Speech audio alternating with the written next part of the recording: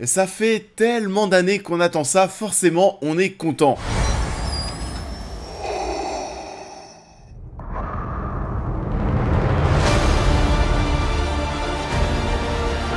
Bonjour à tous, et bah écoutez, j'espère que vous allez bien. On se retrouve aujourd'hui pour un événement spécial, une journée événement Kenobi est disponible. Le show débarque sur Disney+ avec un mode de diffusion un petit peu spécial.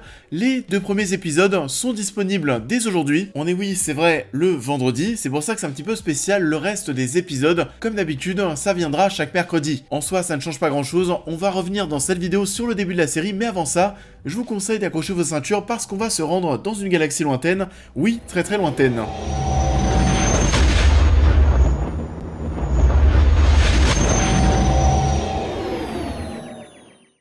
Nous avons changé de galaxie, une galaxie où je dois vous parler NordVPN. NordVPN est un VPN, un réseau privé virtuel qui a été testé pour être le plus rapide du marché. Il permet de sécuriser vos données dans plus de 5100 serveurs à travers 60 pays et servira à faire croire à votre téléphone portable ou à votre ordinateur que vous êtes situé autre part dans le monde. Ce qui va vous permettre, entre autres, de débloquer et d'accéder à du contenu qui n'est pas forcément accessible chez nous. Vous concernant très probablement, ça pourrait être utile pour avoir accès au catalogue Netflix, Amazon Prime, Disney+, US par exemple, parce que oui, vous le savez, en France, la chronologie des médias existe. On a donc pas mal de contenus récents qui mettent du temps à être disponibles sur nos plateformes en France, sur nos télévisions, nos ordinateurs, nos tablettes, etc. etc. Ce qui n'est pas le cas dans beaucoup d'autres pays. Avec NordVPN, vous pourrez y avoir accès de manière totalement privée et cela de manière sécurisée en protégeant vos données. C'est super! Et en plus, ils sont gentils. Chez NordVPN, on vous propose des réductions dans un temps limité. C'est bien entendu satisfait ou remboursé durant les 30 premiers jours, vous n'avez aucun risque d'essayer par vous-même. Le lien spécialement dédié à la chaîne est disponible en description, n'hésitez pas encore une fois à découvrir NordVPN.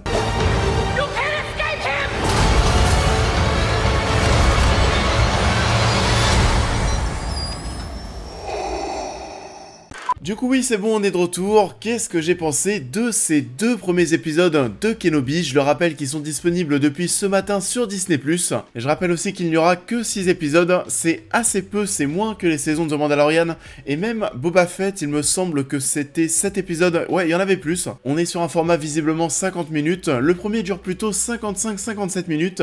Mais oui, on a un giga récap, vraiment un récap qui dure 4 minutes, plus de 4 minutes. On est là bien sûr pour nous rappeler ce qu'il y a dans les films, dans les épisodes 1, 2 et 3.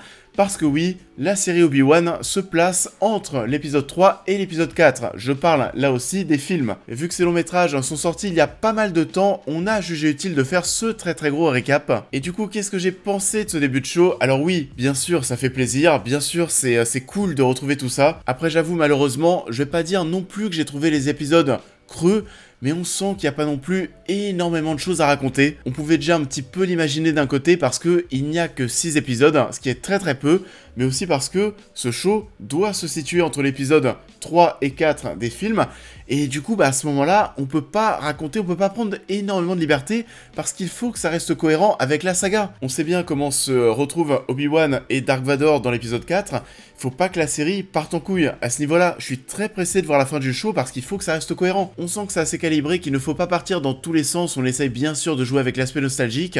Après par contre, des surprises, ça veut pas dire qu'il n'y en a pas, parce qu'une surprise, il y en a une grosse. On joue sur l'aspect nostalgique, on va retrouver des décors, des personnages, on l'a vu dans les trailers, bien sûr, McGregor dans un premier temps, ça, vraiment, à qui ça ne fait pas plaisir? On est dans une histoire qui se déroule 10 ans après la revanche des Sith. On va retrouver aussi ce côté un petit peu politique, ça parle du Sénat, on retrouve vraiment cette ambiance. Et l'intégralité de la série est réalisée par Deborah Shaw, qui avait réalisé quelques épisodes de The Mandalorian.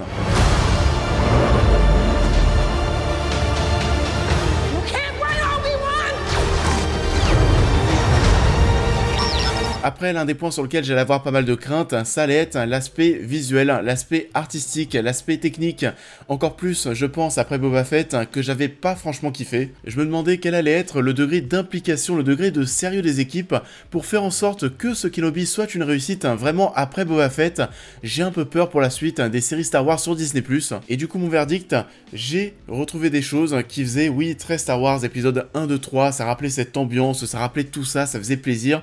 Maintenant, temps, il y a quand même toujours ce côté un petit peu cheap. Les effets visuels sont pas forcément exceptionnels, il y a des fonds verts qui sont très visibles, et c'est malheureusement pas forcément une surprise, et ce qui est encore plus malheureux, c'est que du côté de chez Marvel Disney+, on prend un petit peu le même chemin. Moon Knight, c'était pas très beau, le thriller de She-Hulk, là aussi c'est pas très rassurant, et j'espère que le budget de la série va vraiment servir un petit peu plus tard pour des gros combats au sabre laser par exemple, parce que là pour l'instant, il n'y a pas grand chose à se mettre sous la dent sur ce point. Donc oui, pour le moment, cet Obi-Wan Kenobi, c'est un début de série qui est convenable, il n'y a pas forcément de quoi sauter au plafond, et ça fait bien sûr très plaisir de retrouver McGregor, de retrouver cette ambiance. Maintenant j'espère qu'il y aura bien plus de choses à raconter, même si, on le sait très bien, il y a 6 épisodes, ça ne va pas changer la galaxie Star Wars non plus.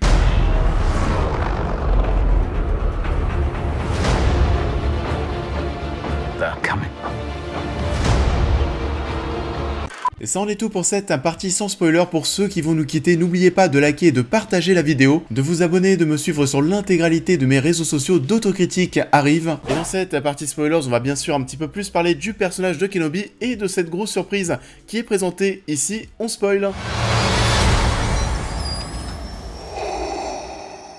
Alors, on peut déjà parler de ça, dans un premier temps, de cette surprise. Il ne me semble pas qu'on en parlait dans les trailers, il ne me semble même pas qu'on la voyait. Mais Leia semble être un personnage central dans cette série Kenobi, ça c'est la surprise. On voit qu'elle en fait qu'à sa tête, elle est très tête de mule, on retrouve déjà ce gros caractère, ce caractère vraiment marquant qu'on retrouvera plus tard dans les films bien sûr. Le premier épisode est assez plaisant, oui il y a l'aspect nostalgique, on est là pour opposer cet univers, pour faire des liens bien sûr avec l'épisode 3 des films. Après il se passe pas non plus énormément de choses, c'est un épisode qui est là pour qu'Obi-Wan reprenne du service. L'épisode 2, on change d'ambiance, on change d'endroit, on quitte le sable qui est très présent dans toutes les séries Star Wars pour le moment, et comme on l'a dit déjà plusieurs fois, ça fait très plaisir de retrouver McGregor dans le rôle d'Obi-Wan, un Obi-Wan du coup qui est un petit peu en retrait par rapport à son rôle de Jedi, qui est, je vais pas dire dépressif non plus, mais un petit peu on va dire, en tout cas voilà, c'est pas la grande forme. On va avoir aussi pas mal de vannes sur son âge, on te montre qu'il est vieux, qu'il est un petit peu dépassé, voire même un petit peu paumé, un petit peu seul, on le voit faire appel plusieurs fois à Qui-Gon Jinn, et visiblement l'un des gros intérêts du show, ça va être cette relation entre Obi-Wan et Leia. Obi-Wan qui sauve déjà Leia, et je pense d'ailleurs que Andrew Garfield en Spider-Man aurait pu s'inspirer de la Force pour sauver Gwen Stacy, parce que là ça marchait très bien. On retrouve aussi Joel Edgerton, Nanjiani, l'acteur qu'on a vu dernièrement dans Eternals, qui est présent ici, et on a aussi une autre grande méchante, Reva, qui pour l'instant est pas forcément très intéressante. Au niveau de l'adversité pour l'instant c'est très faible, mais bon, est-ce que c'est vraiment ce qu'on attend le plus? Ce qu'on attend le plus, c'était cette fin de l'épisode 2. On aperçoit Anakin, qu'est-ce qu'il va se passer entre lui et Obi-Wan? On a hâte quand même de savoir ça.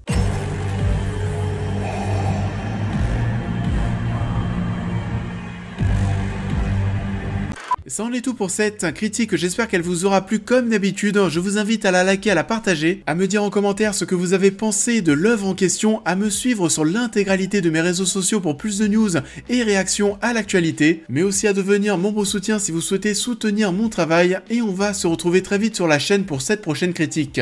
We will have the best spring break ever.